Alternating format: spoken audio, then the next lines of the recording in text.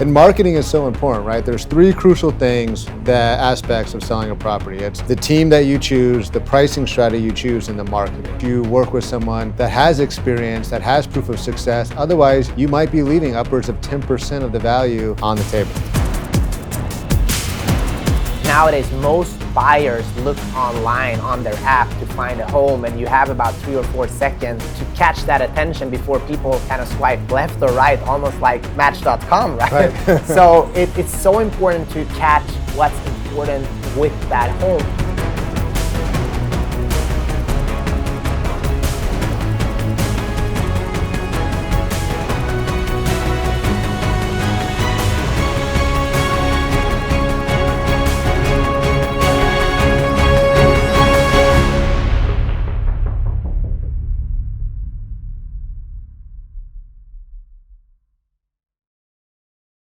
Hey guys, and welcome back to Black Belt in Real Estate. I'm super excited to have you here. Today's topic is, how does selling a home work? What can you do to improve the value of your home before putting it on the market? How do you get the most amount of money and exposure? And how do you stay safe during the transaction? I have my mentor here and listing expert, I would definitely like to say that, James Suarez, and I'm super excited for this show. So thanks for being here again. It's my pleasure. This is actually one of my favorite topics, is listing a home and making sure that the sellers get the highest value. So happy to be here, Peter. Awesome, thank you so much. So let's start. I'm sitting with my wife at the kitchen counter, having my morning coffee, and we've been thinking for a while of moving to Austin, for example, and we want to sell, and it's a great market. The inventory is low, and what do we do? What's the next step as a seller when you start thinking about the process of actually making that move? Yeah, definitely. I mean, the first and foremost is to make sure that you select a team that has proof of success. I see time and time again properties being undersold because of the seller's mistake and the agent that they choose, right? Even in today's market, there's this myth that, my house will sell because it's such a strong market. And there is some truth to that. It will most likely sell. But depending on the agent or the team that you select, the price can vary up to 10%, sometimes even higher than that. How many agents should you interview, like, before deciding on who you will go with? Well, that depends. I've been in listing presentations where I knew I was going up against 5 to 7 other listing agents. Yeah. I would say on average, though, at least 2 or 3, especially if you've done your research, right? Your mother's, best friend's son might be an agent, so you may throw that in the mix. But if they're not experienced, I'm not sure I would really count that. That's more of an obligatory interview. But it's so important that you work with someone that has experience, that has proof of success. Otherwise, you might be leaving upwards of 10% of the value on the table. We always encourage when we go on interviews, we encourage our clients to interview a couple of agents, right? Because we're not afraid of competition. So I just want to point that out.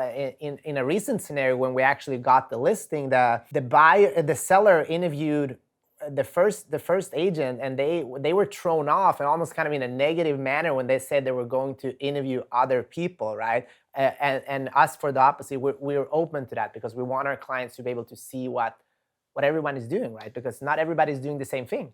Yeah, I mean, there's a lot of agents out there that are just strictly salespeople, and they have commission breath, right? We don't look at ourselves as salespeople, Peter. It's more, as you know, more of consultants. We're here to guide our clients through the process so that they get the best possible outcome. And for sellers, right, our bragging rights, our number one marketing approach is overselling our properties, right? There's a lot of marketing pieces that we put out where we illustrate these sellers sold with us, and this is the values they got. These sellers sold with somebody else, and this is the values that they got. In fact, the best representation of that is an area in Los Angeles called Pacific Heights. Since 2020, there's been 14 homes sold, and this is a great example because these are tract homes, so similar floor plans, right?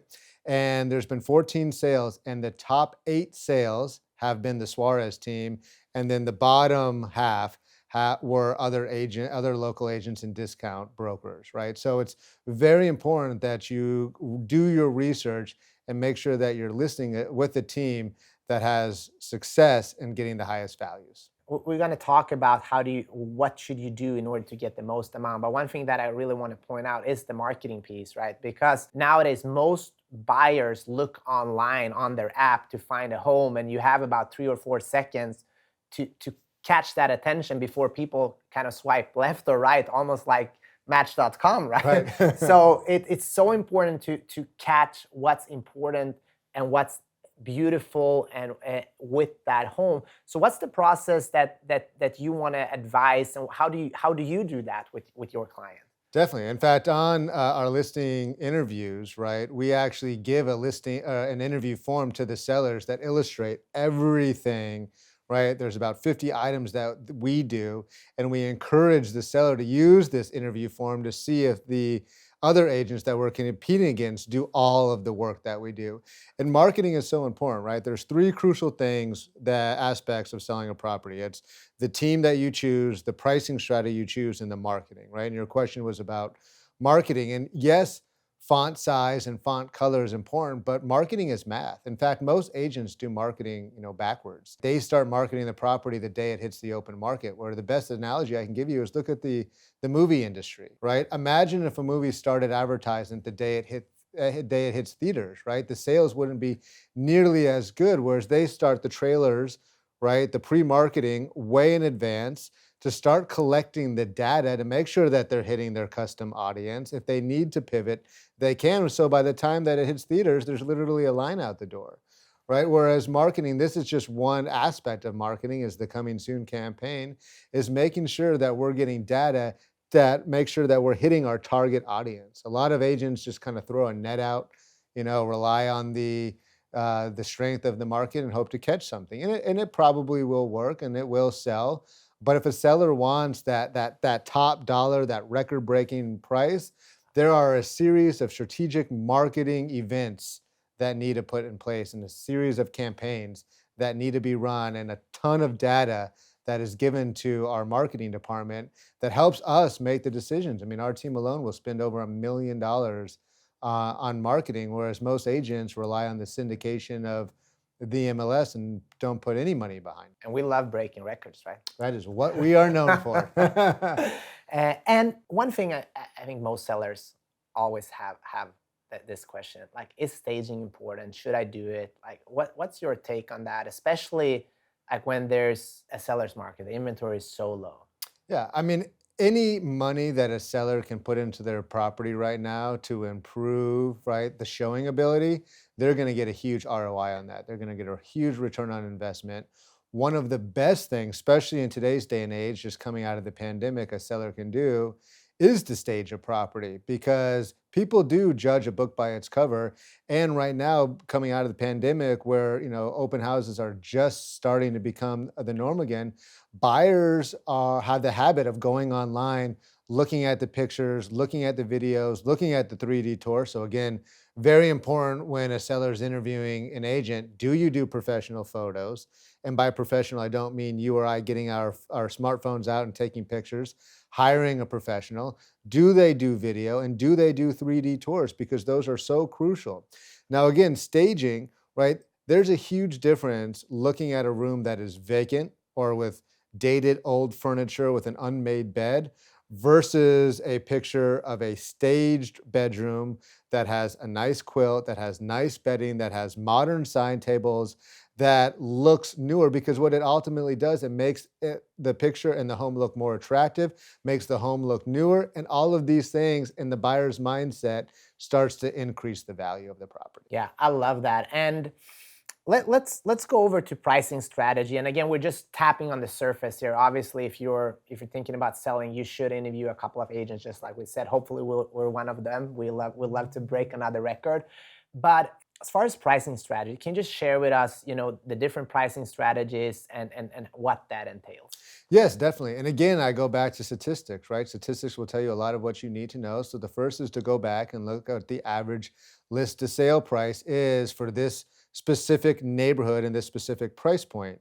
And if the average list to sale price is 105, meaning that it was listed for $1 million, it got 5% more, $50,000 more, right? That's a good indication that, hey, the underpricing strategy works very well in this market. Now, in some markets and in some price points, it doesn't. For example, if the average of an area is $2 million, or let's just say $2 million, and there's a special unique property that's 4 million, which is double the average price point, right? We wouldn't suggest underpricing that because there's not a plethora of buyers out there.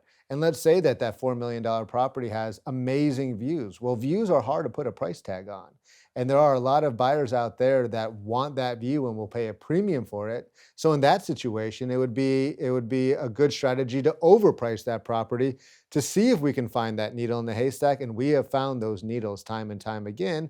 And then again, we put a plan in place that, hey, statistically speaking, if after 10 showings or 2 weeks without an offer, we know we're probably overpriced, and that we have price reductions, built in so that we don't become stale and chase the market down. Yeah, so having the right pricing strategy is very important. Very important. Yeah. And looking at people that are watching this and like that's awesome. I'm gonna call the best agents in the area now. I'm gonna start an interview process.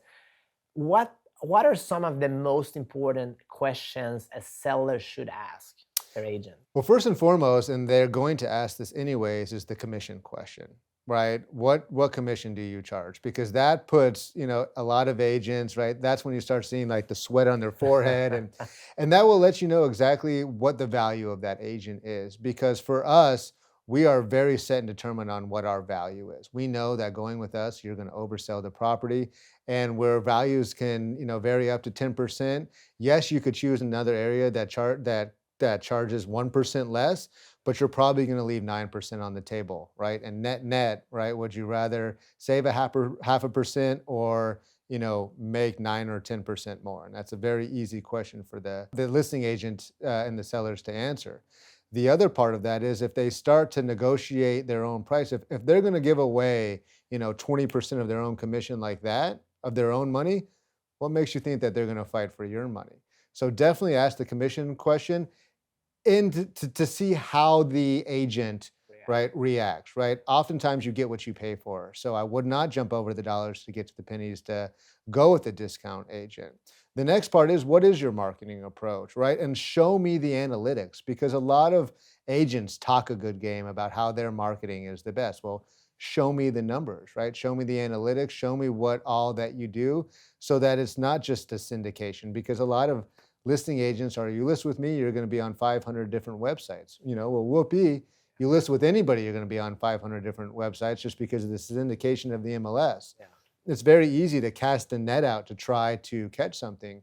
But true marketing is target marketing. You know who your audience is, you have the spearfish, and you're going after, the biggest fish in the pond to ensure you get the highest value. Yeah, I think those are great questions to ask. And I think looking at when you do hire a real estate agent, it's so important that all your values align and that the data is there, because everybody can talk a big game, right? And usually most agents, the first is like the first date, right? You're awesome at the first date, but you want to see the data and the reviews and all of that to show that there's a track record behind.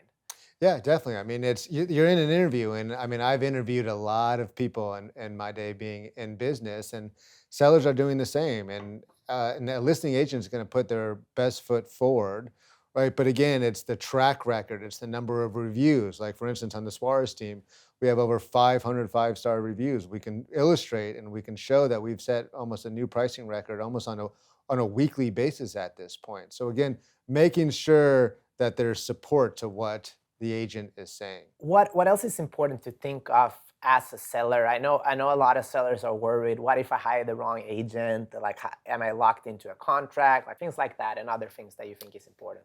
Yeah, definitely. I mean, most contracts right now are 6 months, and a lot of listing agents will hold their sellers hostage to those contracts. Whereas I know on the Suarez team, one of the things that we do is we provide a guarantee release form, which we guarantee the level of service that we're going to provide, and the seller is able to back out of the contract at any time if they're not happy with our service. But we are so confident in what we do that we can write that into the clause. And over the last decade, I think only one time has a seller exercised on that. And I should say that they did end up selling, but they ended up selling for less than the offer that we brought them. So it is very important for a seller to do their due diligence. when it comes to interviewing agents, but then also on the listing agreement, make sure that they're not tied into a long contract if they're not happy with the agent. Yeah, that's awesome. And I mean, if you're confident in your ability, then you shouldn't have to lock people into a contract. Right, and real estate. There's a lot of new trends that are happening in real estate right now. One of the biggest trends is team versus the single agent, and the team versus the single agent makes sense. A team will always outperform an individual. Whereas most agents, they have to be the marketing department, they have to be the operations department, they have to be the transaction department, they have to be the accounting department, and they're really good at sales, but they're not good at marketing, they're not good at operations, they're not good at transactions, right? Whereas like on the Suarez team, we have departments and we have teams in each area of that. So we run a business like a business. So yourself and the rest of our sales team can do what they do best, and that's crush it and outperform the market in sales. Yeah, and we talk about this all the time. Like, there's a lot of hats you have to wear in real estate. So Right. it's awesome when you have a team that can help you with that whole process, and the actual agent can focus on, getting the highest possible value. Is there anything else regarding pricing that sellers should know? Yes, definitely. In fact, I'll give you and the sellers who are watching this some insider baseball. In real estate, there are different strategies to get listings, right? Not all of them are ethical, but one of the strategies is going and telling a seller what they want to hear versus what they need to hear in order to secure the listing, right? We call it buying a listing. Whereas the data will tell you what a home's value is, right? And if we see that a home's value is $1 million, a lot of agents will go and say, in order to buy the listing, say, oh no, your home is worth $1.2 million, right? Because we all know that $1 million doesn't sound as sexy as 1.2 million. And then they get the sellers to sign on the dotted line to a 6-month contract. And then they spend the next 6 months beating the seller down to reduce it to $1 million. By that time, the time they get it to $1 million, they've probably already chased the market down because a month, 2 months, 3 months have gone by, and now they ended up selling for 900,000. I have seen that so many times. So the honesty, the ethics of an agent, right? Sellers, do not be swayed by a high value, because again, the agent's probably trying to buy the listing. And I know it's sometimes hard to hear, but I know if I was a seller, I would want to hear what I need to hear versus what I wanted to hear. Yeah, and we see that all the time, and we get those calls, right? And I feel, every time I hear that, I feel bad for our clients. It's not nice to Yeah. be in that position. No, you don't want to be misled, right? There is, again, the pricing strategy of pricing it high. So if a seller really wants to start at a higher price, then let's do that. But at least we're all on the same page. There's honesty, there's integrity, there's good energy around it. There's a plan of price, adjustments so that they don't chase the market down. But again, going into a situation where pricing is so important, nobody wants to be misled. And so again, point being is just watch out for agents who want to buy the listing. The judgment on what agent they should choose shouldn't be just on listing price alone. Thank you guys for watching, and hope you're excited about selling your home and making that next move. We are excited for you. If you enjoy this show and you know somebody that is thinking about selling or would like to learn more just about the process of selling, feel free to send this show over to them so they can also get some great value. Next week, we're going to talk about when is the right time to sell. We'll hope to see you there. And if you know somebody that's thinking about selling, send them this show so they can get a little bit of value before making that important move. On behalf of me, Peter Jumrukovski, and James Suarez, we thank you so much for watching and listening to Black Belt in Real Estate, and we'll see you next week. This is Peter Jumrukovski, and on behalf of me and James Suarez with the Suarez team, we would like to say thank you for watching Black Belt in Real Estate. We would love to hear from you, and we would love to earn your business. If you're curious on working with us, please reach out.